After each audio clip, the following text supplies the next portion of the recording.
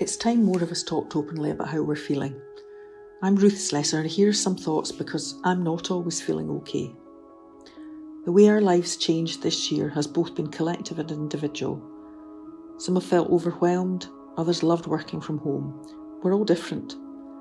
We may have had to live and work in ways that are not in keeping with our personal values, and whilst this continues to be necessary to contain the virus, there may also be challenging emotions for us.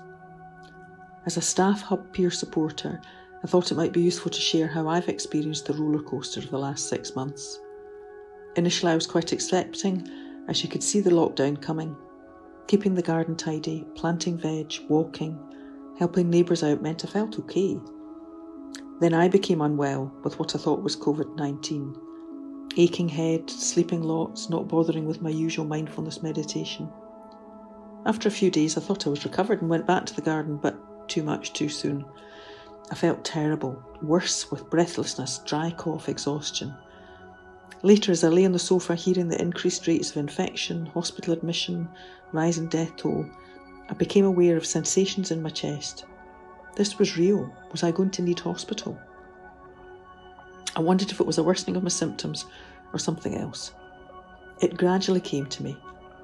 Speaking to people, I realised this was fear. Admitting it, saying it out loud, letting out some of the pent-up emotion. I had a good cry. When I recognised what was going on, the impact of the fear reduced, feelings subsided over days and gradually went. Physically, I've recovered. However, there are still days when I can be aware of similar sensations, and I know that my subconscious mind is working away. By acknowledging it, in this moment, the fear lessens and has less impact. To me, this pandemic is comparable to the sea. We have the undercurrent, our subconscious thinking, the ebb and flow, the news, bad and good, riptides, sudden news, well-known victims, or a tsunami when a loved one is taken ill.